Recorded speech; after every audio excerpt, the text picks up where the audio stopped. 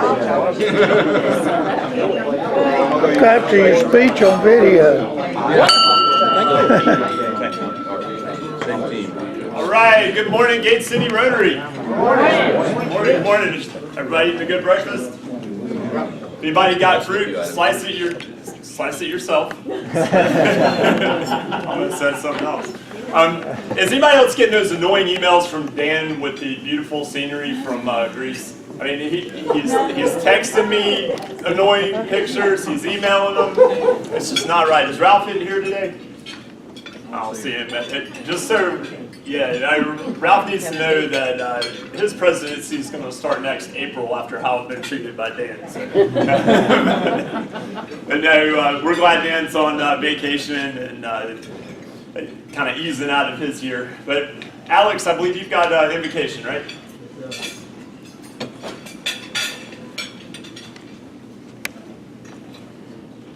Dear God, we ask for the gift of awareness. Too often, we tend to forget the little things that make our life so wonderful. Help us see your hand and enable us to live life for every moment we are alive. Amen. Rise for the pledge. To the flag of the United States of America and to the republic for which it stands, one nation, under God, indivisible, with liberty and justice for all.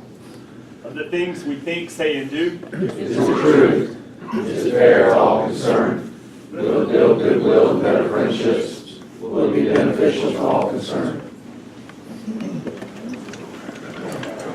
All right, Matthew, we're not going to forget you today. You got a Sergeant Arms report. Thank you. Good morning, everyone. We have 42 Rotarians here today. We have 2 visiting from other clubs. First is Bob Glenn from Guilford. And Tim Hansen from the airport, right here. And I believe Chip has a guest this morning. I do. This is Jennifer McCrae. She is, Jennifer. She's an attorney here in town. She's good friends with Robbie Hassel. I understand he actually taught her to go into law school. And she has 3 children, and she was asking questions about Rotary. And I said, come to me and find out what we're all about. So please welcome you.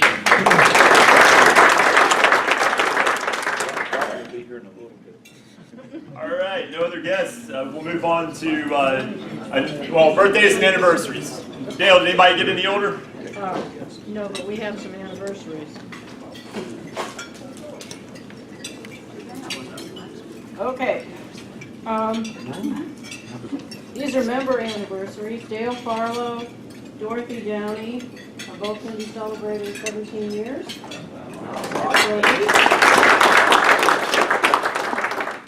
And Bobby Christensen on the 18th, excuse me, will be celebrating 18 years with Rotary.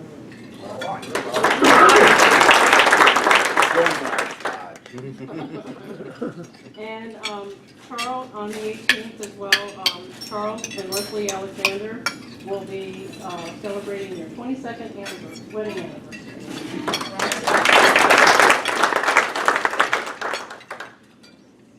All right, we got any announcements out there? Dale, we got anything cooking right now, or we kind of taking a break? You talking this Dale? Yeah. We're picking up trash this Saturday. All right. Is it 8 or 8:30? It's at 8:30. Okay. And people asked to extend it back age 2, I guess age 2 or for some people on Saturday did it. It won't take us but about 45 minutes. It's the people that signed up show up, and I appreciate the participation. Looks like we got ample people, but if anybody wants to come on. All right, great job, Gate City, for getting signed up for that. Guy, you got a little event you've been planning, right? Yeah, we next Thursday our meeting is the changing of the guard. So for those people who are technically challenged or have aggressive spam filters, I put a sign-up list, a manual sign-up list, right? We still do those. You sign up, put your email, the number of guests, and your meal choice. I will sign you up, okay? So it's there. It's next week, next 6:30 at the Proximity. Please respect Tony's crew over there and sign up so we can tell them how many people and what meal choices. That's it. All right, thanks a lot, God. Take things slightly out of order today. Buster, you mind going ahead and doing some happy dollars? I'm sorry, I'm talking back here. Yeah. That's just that easy until Buster's ready. Happy dollars! We got him, don't we? I see David Crabtree. How are your legs, David? How you doing? I'm doing good. Anybody, who's friends with David on Facebook? Oh, yeah. You get to see the routes. You know, it's incredible. Oh yeah, I drove from you know, down in Spencer, North Carolina, all the way back to Greensboro. Well, this is a happy dollar for Buster's call out there. I was asked to serve by my peers a couple weeks ago. I'll be the assistant superintendent for the state for our ministers. So in addition to other stuff I've got going, I just picked up another 311 ministers. I'm sorry, 711 ministers and 309 churches. So if you have any room in your prayer life, pray. Way over my head. Makes me tired. Plus the church. Yeah, that's right. I got $2. One, this is for Bobby Christensen. He is the most humble top dog that I've ever known.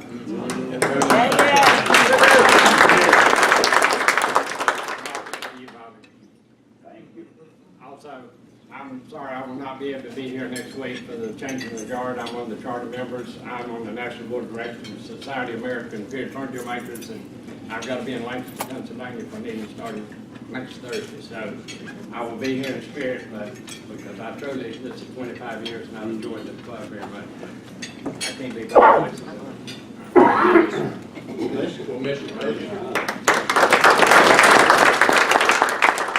Bobby, come on now. That's a great article. You get a lot of press. I mean, every time I turn on the TV, you're on there. I'll sell some more dog shows in Greensboro. Yeah. I have two happy dollars, one for Chip for helping me out on a project this week, and then this is for, Oh, wow. it's a mountain laminated of your. Oh, my goodness. Happy birthday. Thank you. Yeah, I have to do all that. Put it on your wall in your office. Hot off the press. I'm sorry. How you okay?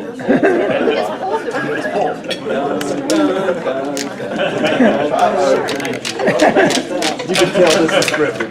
You have to pay at least $1 more. You need a dog to open that up. I think that deserves a 20. Oh, man, look at that.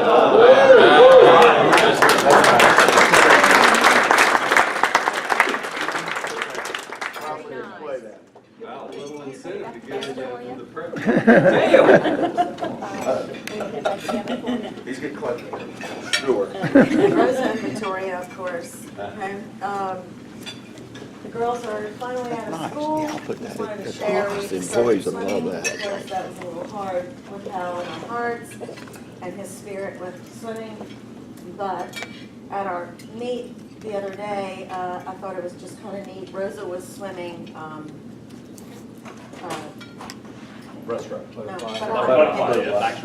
House stroke, butterfly, and the coach was standing next to me, and she looked in, and my kids only swim in the summer, and she said, "Oh my God, look at Rosa go!" 2 rows over was a girl who she said will win states this year, and Rosa was like only that much behind her. Oh, wow. And she doesn't swim, you know, she's a soccer player. But anyway, I thought that was pretty cool and for how really proud. But both girls finished with all A's this year at school. Rosa made presidents, and I don't know how they did it. I don't feel like I can take any credit, but I know all of you all and your support definitely helped us make it through. So thank you.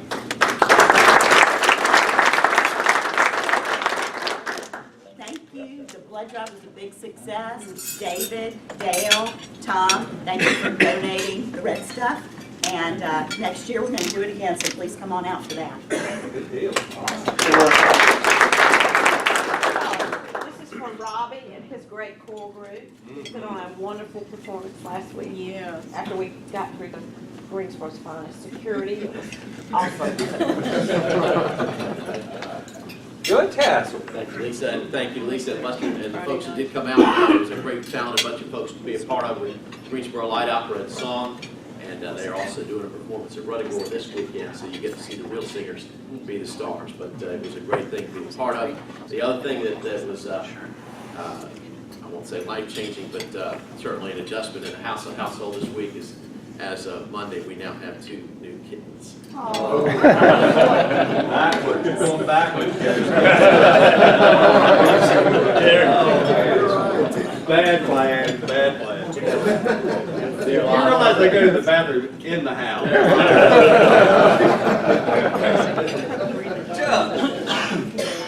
I've got 2 happy dollars. The first one is, as Dale said, this is my anniversary weekend. The 18th is my anniversary. And a lot has been on TV recently about the O.J. Simpson story. And on June 17th, the day before my anniversary in 1994, a lot of folks were sneaking out of my rehearsal dinner to go watch the O.J. chase. So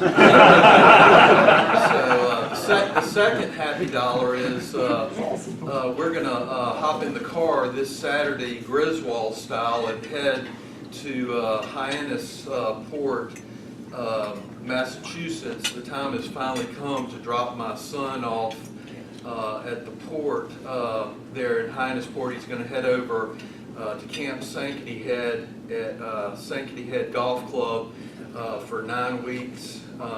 We're excited that he's going to spend his summer up there. And then Leslie and Avery and I are going to head to New York City for 3 nights for a little vacation there. And then we're going to then stop on the way back from New York City in Annapolis and then head back to Greensboro. So we're excited.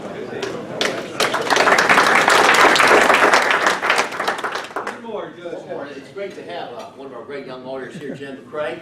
I did have the great honor of her swearing her in to be a member of the bar within the last year, but she will be the first to tell you that her real source of inspiration for undertaking her career was not myself, but the other more prominent Hassel, who has been very much a part of her life. Eloise was one of her real mentors at Elon Law School and has been there for her. Is very equally excited to see her there and have her here this morning.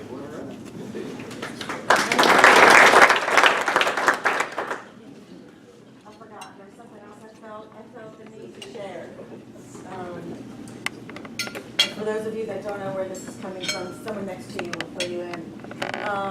But months back, there was this Hal's Dream Day thing that you also kindly embraced and tried to help support, and unfortunately, Hal never got struck. He just couldn't handle the noise and just wasn't open to the idea. He did say, however, once I'm gone, I won't be here to tell you what to do, and you'll be able to make any adjustments you want. And so it is underway. It is in the process. He also said make sure to let you all know when it's done and have you all out there. And so I was very excited to start to see the 505s landing in some homes and personal residents there, because I hope that's my goal. When that's done and actually furnished, then I will certainly jump on board and do that. So again, thank you all.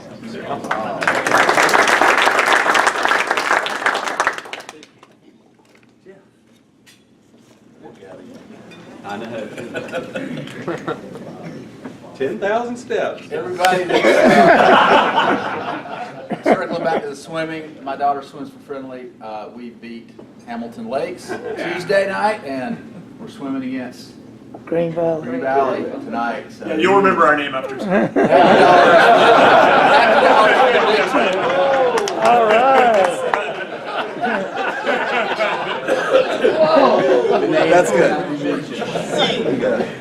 Successfully made it through my second swim meet in 25 years. This past Tuesday night, I call it Gate City Rotary Club West. It's right over there, Green Valley Pool. Mark Reynolds, Chris Justice, Howard Driggers. Your daughter did great. You weren't there though.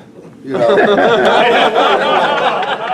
Somebody's got to pay for them to do. Anyway, you know, I wasn't quite sure how this was going to take with me, having been gone from that scene for quite a while, but I was right there behind the 3-timers. Yeah, I'm so impressed because they got 3-timers at that end of the lane, 3-timers at this end, and the little 6-year-old just absolutely paddled down that lane like a motorboat.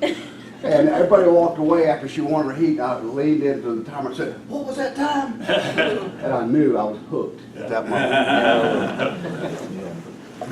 Give it a couple of years. Grandpappy Lewis always said, if you honestly believe that you can overcome a lack of skill by doubling your efforts, there's no limit to what you can't do. That's great. All right, we're gonna go ahead and do the health and wellness update. Anybody have an Erica update? Chip, I know you've been. I have not heard anything new. Nothing new? No, I've gotten a few emails, so I know she's getting back into the swing of things. Just some, some Rotary business type emails. So, anybody else have any news on Erica? I think things are moving right along. All right, Cheryl, I think you had one announcement. Yes, if we could turn off the camera for a second. Okay. I hate to be the one. Judge Hassel, hate to leave you with that in front of you, man, but you want to do the Rotary moment? A Rotary moment.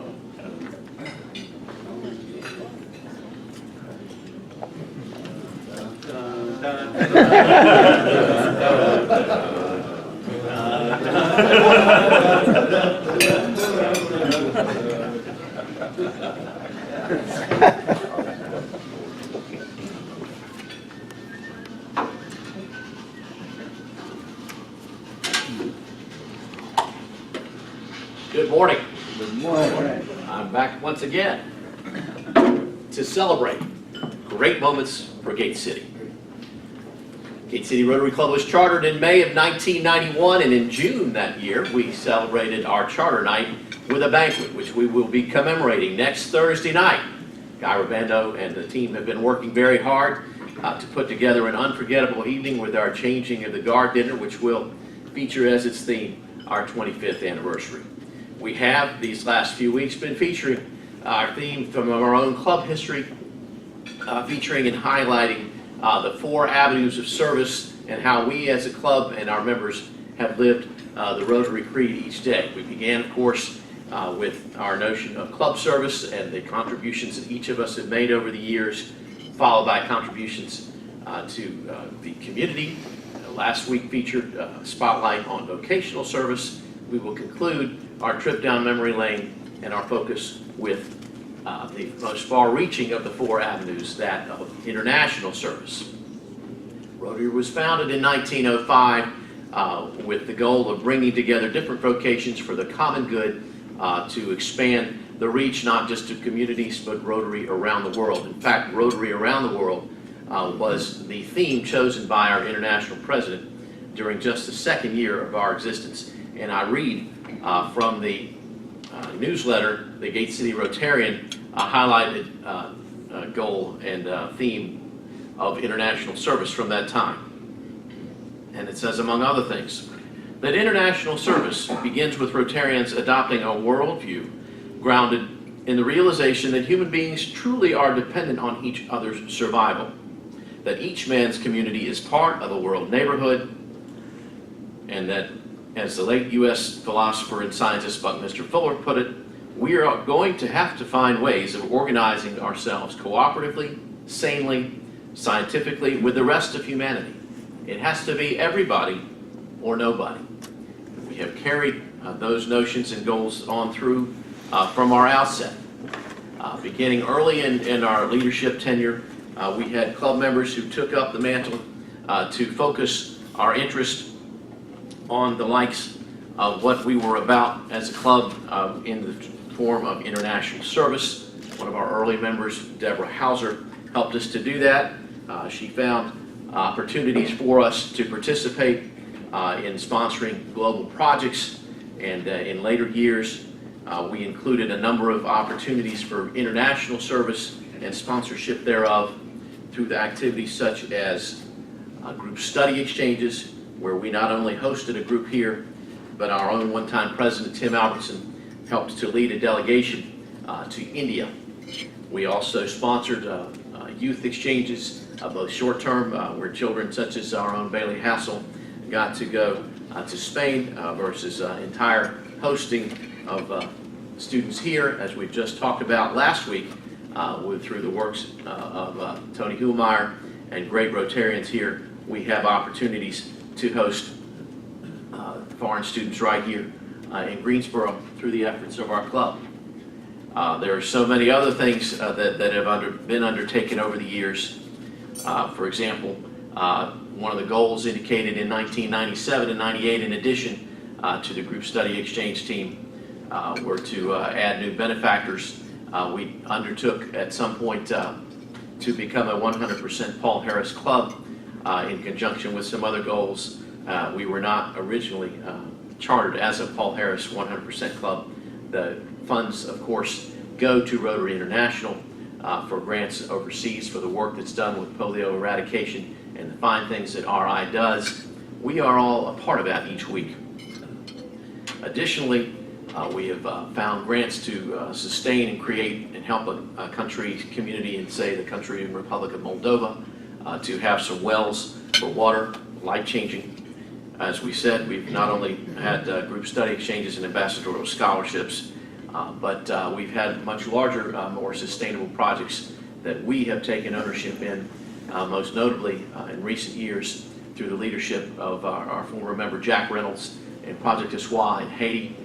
We undertook to help construct a school and facilities there at an orphanage led by Jack's brother, and our then presidential spouse, Susan Midget, was so inspired that she in turn, with some of our help, raised in turn in years over $200,000 through her swims in San Francisco Bay from Alcatraz to go and advance that cause. Inspired, just as we all are, to provide and perform international service to Rotary. Some of us carry on that tradition, such as Kelly Harrell and Max Kern through their own individual efforts internationally, the spirit of Rotary. And now, in recent years, we have undertaken similar goals and objectives and successes through the great efforts Dan Quinn and others have taken through Children of Vietnam, which this club is very much a part of as well. Rotary is truly around the world, as are we, as members here in Gate City. This has been a bicentennial minute. Thank you.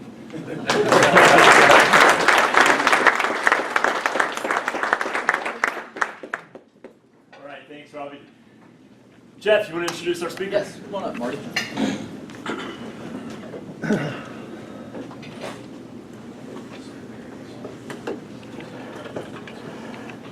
Delighted to introduce Marty Scirratt to our group, have him speak with us. Marty is certified in seven different coaching and consulting methods. He helps individuals and executive teams move forward to their next achievement. Marty has been a highly successful entrepreneur, investor, Fortune 500 executive, and a minister. He's a #1 best-selling author of How to Confidently Help Your Grieving Friend and co-author of Perfect Phrases for Sales Referrals. I do want to say real quickly, I had lost a friend in the family and read his book right before that happened, and the timing couldn't have been better, and I've already thanked you before, but it's a great book. And he's also the co-creator of Sync Negotiation Method, which has trained executives and negotiators on 5 continents. Marty Scirratt. So this is for Guy. This is his. My dad's been a Rotarian all of his life. That's about 60 years. And by chance, would any of you know a gentleman that lives in Amarillo, Texas, by the name of David Norris, a fellow Rotarian? He's real big into it. He went to Korea just a few weeks ago. He's as big of a Rotarian as I've ever met. And I didn't know if any of you by chance have stumbled along. He's as iconic of a Texan as they can come, with that big Southern or Texas drawl, as we would call it, and speaks extremely slowly and has a joke about every other sentence, kind of thing. Great man, so no worries about that. I come today to talk to you not about a pleasant subject. The timing is never perfect. But I want to ask you a question. Have you ever been satisfied when you're walking up or walking to or going to go see somebody who has just lost a loved one, have you ever been satisfied with what you said? And this is definitely, if I can say it, a gender thing, because men, we're horrific at it. Ladies, some ladies know what to do. But as men, we don't know.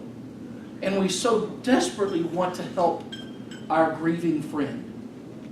And we think that there's something that we might be able to say, and so we walk up, whether we're at the wake, whether we're at their house, whether we're at their business, whether we're at the church, the temple, synagogue, whatever. And then we get there and we just vomit all over them. It doesn't make any sense, and we feel like we've let our friend down. And some of us, and I don't want you to raise your hand, but some of us have even decided that we don't enjoy doing that anymore because we realize we don't make a difference. We want to help our friend, but the best way we can help our friend is to not show up. So what I want to do today is to show you a way that you can always, and I mean always, be of a great benefit to your grieving friend. So what happened in Florida a few days ago is just terrible. I didn't know anybody in Florida. Go back to Columbine. I did know somebody in Columbine. Go back to 9/11. I knew 4 people from 9/11. And how in the world can you say something like that? I had 7 buddies and myself, so there's a total of 8 guys. We were talking one night, just chatting, and we said, what are things that we can never do confidently? That was the conversation. And the topic that we all agreed upon was, how do you confidently talk to your grieving friend? Well, unfortunately, I have some personal experience in this area. 25 years ago, just over 25 years ago, my wife of almost 10 years, 7 months pregnant with our second child, was killed instantly in an accident. And to say that my life was turned upside down is a misstatement. Today, everything's wonderful.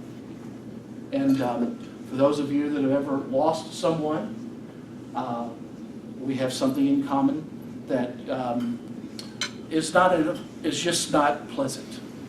That's about the best way I can say it. So, having said that, at the funeral, at my wife's funeral, her name was Susan, there were approximately 2,300 people there. She was a math teacher in high school, and she was loved so much by her students and by her teachers and everything. And the receiving line, I was told, was 2.5 hours long for people to give their condolences to me. Most of them I knew. I can tell you this, that I can remember out of all 2,300 people that said, hello, Marty, I'm so sorry. I can remember one person specifically what they said to me. What you need to remember when you're coming up to your friend is that they are in shock.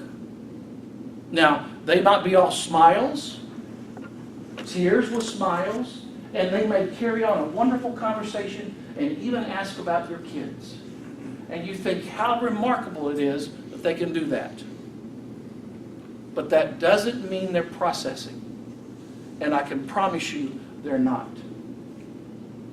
So what is it that you can do then when you come up to your friend for the very first time? There's 4 things to do or to say, and there's 4 things to never say. I'm going to give you 1 thing to say and 1 thing to never say today. And then I'm going to give you 1 thing to never ask.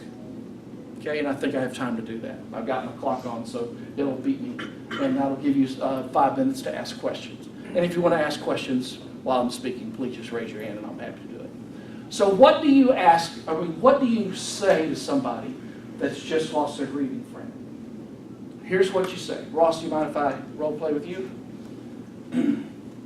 You walk up to Ross, you can grab him by the hand, more appropriate to grab him by the shoulders, and look him in the eyes and say, Ross, I don't have anything in the world that I can say that's going to make this any better. But I love you and I care for you, and I just want to spend some time here with you. Is that okay? Thank you. And that's it. Now, we all know that.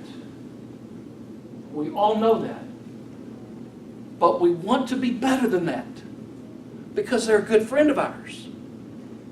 But guess what? That's all they can process. That's all they can process. Give them a big hug after you say that, and then be around for a while. And that's going to do it. Listen, when you're in shock, you cannot process words, but you can still process love. You can still process love. And so when you do things like that and you say, I just want to be with you, just want to spend some time with you, that's all you're doing. You're telling them I love you, and then you're demonstrating it. And that's what you want. And that's what they need. For the ministers. Do you mind repeating that one more time? I'm sorry, what? Do you mind repeating that one more time? Repeat what? What you said to Ross. Yes, happy to. You want to stand up again? Ross, there is nothing that I can say that will make this situation any better. And there's nothing I can say. But I love you, and because I love you, I want to spend time here with you today. And give him a big hug. And then literally go to the side and spend some time with him.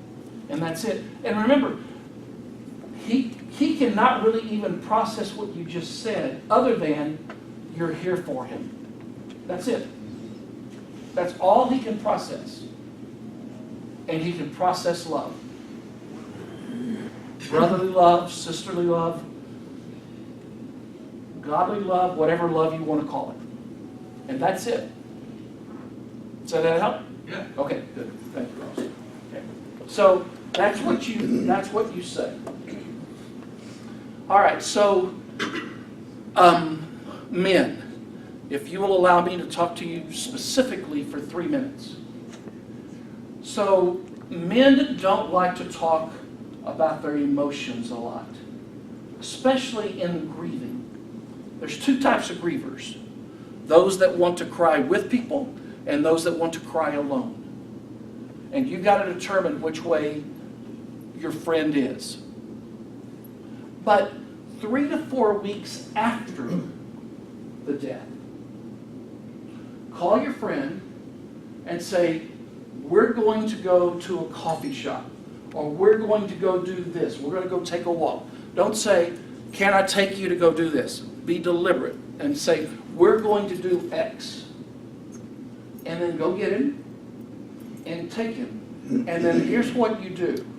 Say, tell me a story about the first time that you can remember you ever meeting so-and-so. So now you're getting to talk about the person who's died, but by talking that way, you're not talking about emotions. You're getting them to tell about the person, but away from the emotional side. Now, your friend may get emotional, and that's okay, but you're giving him permission now to start talking about specific facts. And that helps a man start processing. And they're not going to be ready to really start processing until about 4 weeks, because that's when shock starts wearing off. And depending upon how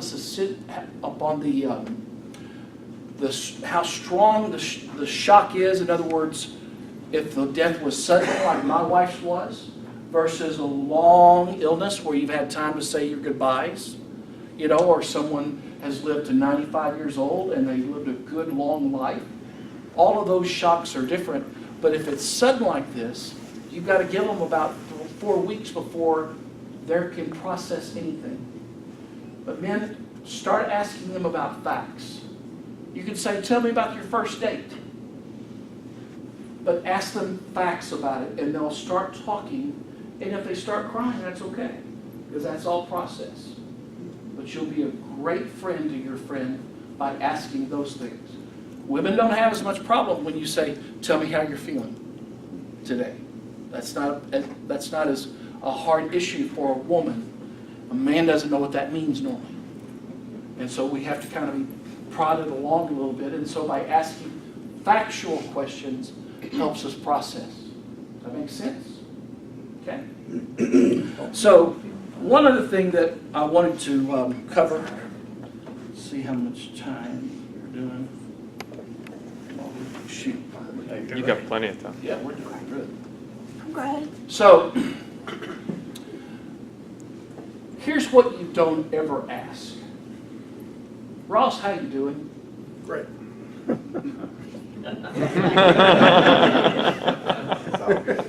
Let's role play. Sorry about that. I kind of forgot to give you the other. I'm back in man mode, you know. Exactly. So often we hear something, we want to call our friend, or we want to see him, and it's such a habit to say, how are you doing? And we mean it sincerely. We do. But then as soon as it comes out of our mouth, how do you and I feel? And have you ever had somebody just give you those eyes like, why are you asking me how am I doing? I mean, come on. And as weird as it sounds, I have to tell people, don't ask how you're doing. They're doing terribly bad. It is not fun. It's not fun. The best way I can describe what goes on in the mind of someone who has lost their spouse and not expecting it, so it instantly, and been married for, like I said, about 10 years, is that you're in shock and all you desire is for someone to be able to put the hands of time in reverse so you can go back to where it was right before that happened. That's what you want. Because your world at this moment is nothing that you understand or know. And nothing is regular for you.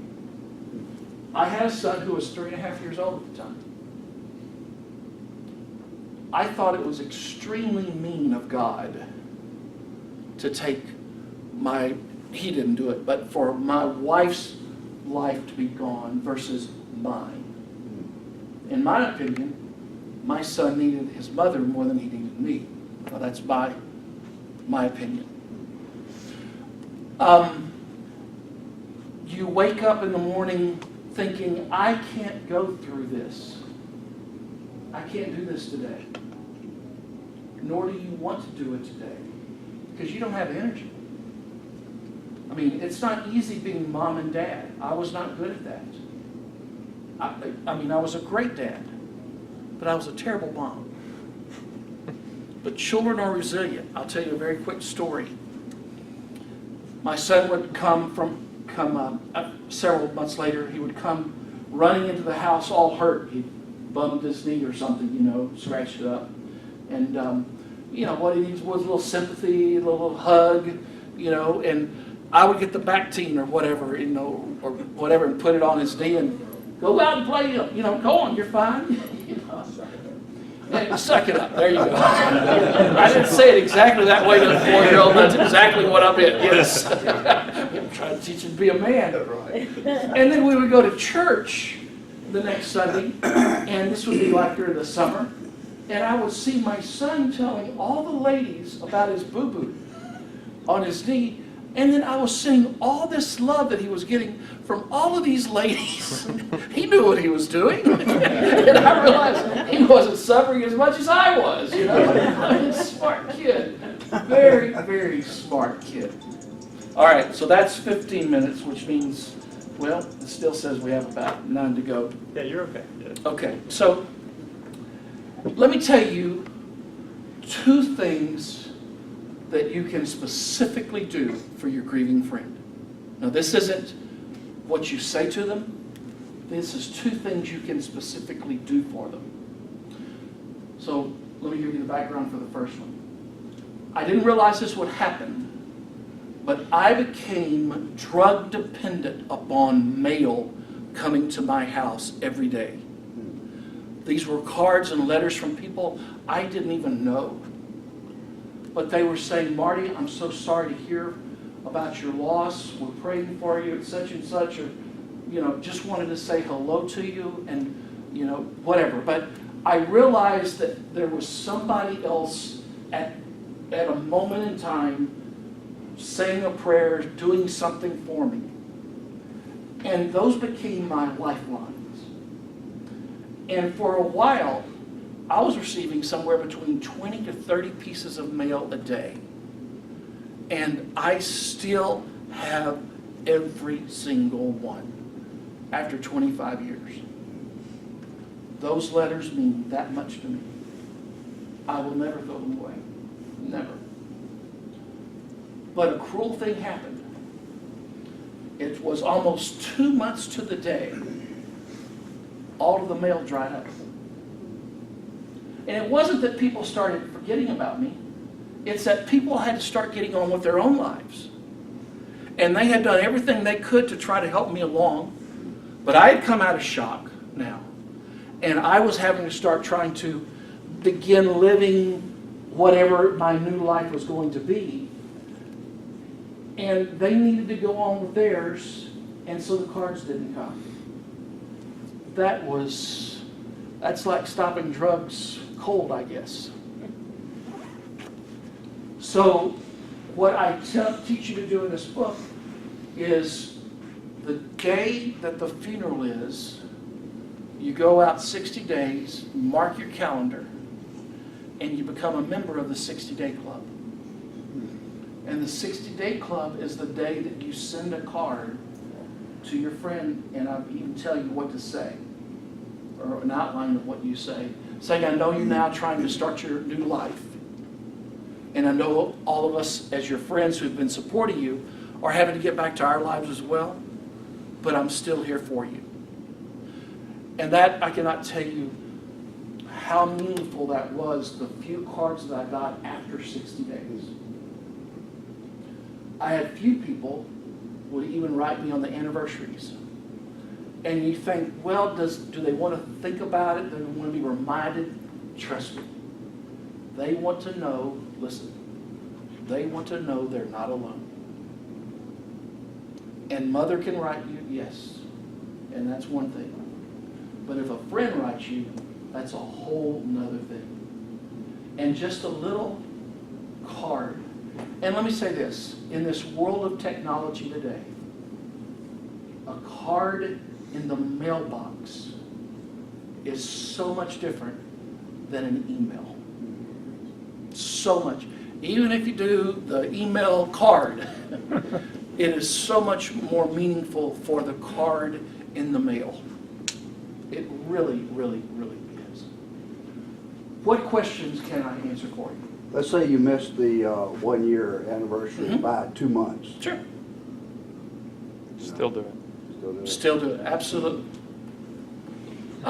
Listen, I received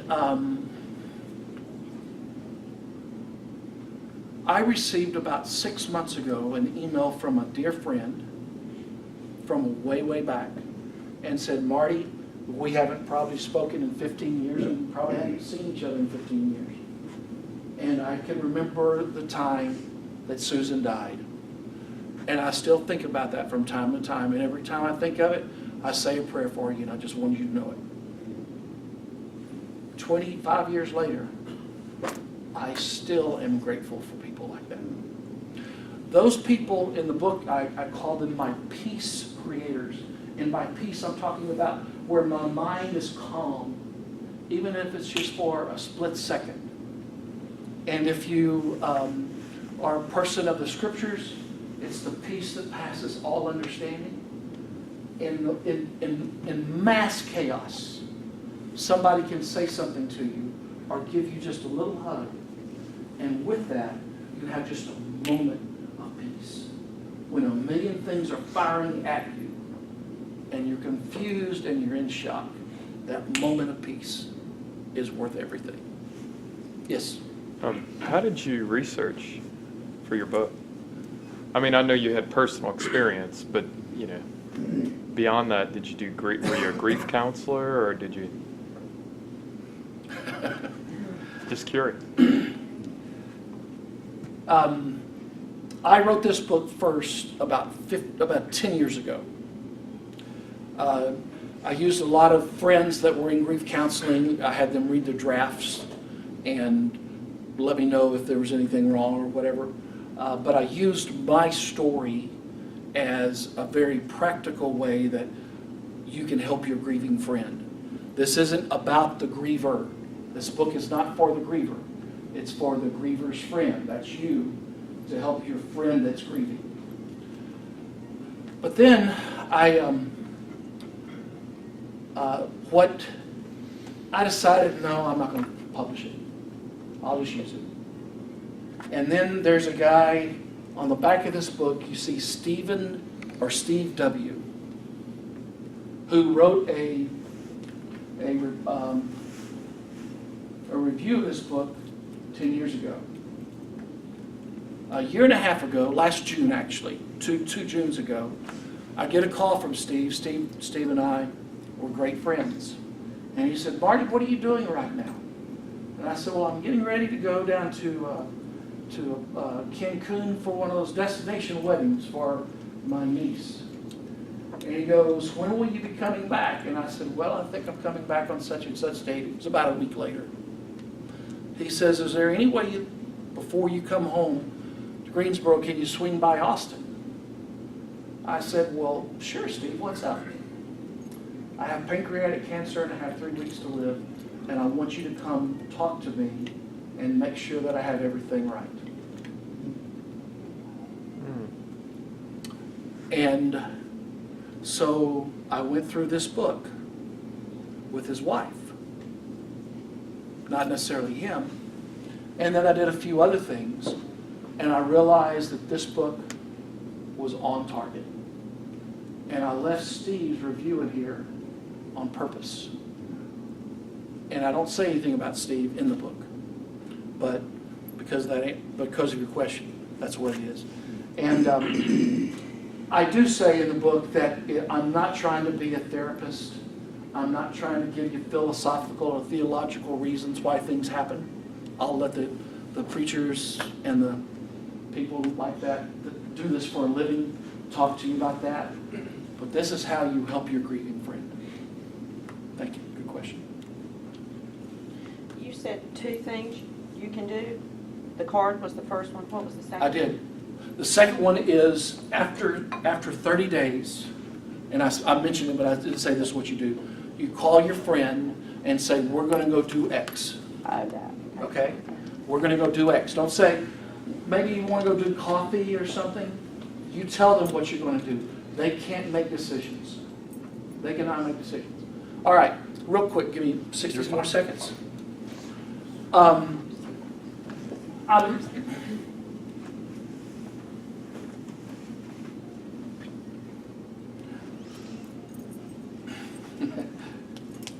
I'm my own worst critic. I am happy to gift you a book if you will give me your business card.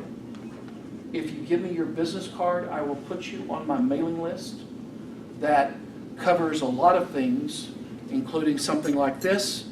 I write about confidence an awful lot, personal confidence and how you build confidence. It's not something where you're going to be slammed with things to buy a ton of time. In fact, you're never, on this mailing list, you will never be solicited to buy. So if you would give me your business card, I would be happy to gift you a book. If you would like to buy a book because you don't want to give me your business card, I understand, and they're $5. And if that's good enough for you, that's good enough for me. Thank you so very much. Yes. Okay, well, what if you really blew it No, didn't make the funeral. They know it. Months go by. You hadn't done shit. Stand up. Would that be you, Mitch? They are. Well, no, they're distant. A father's friend. Okay. Who was an influence in So your you life. can't- Blew it with the spouse and that's it. Okay, so you can get near him or not? Yes. Okay. You go up to him and say, you know what? I was not a man when you needed a man's shoulder, and I'm sorry. That hurt, Marty.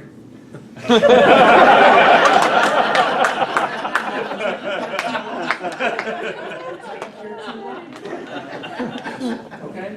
So make it right. Make it right. So you're making an apology, but also now you're honoring him by recognizing probably one of the most horrific days of his life.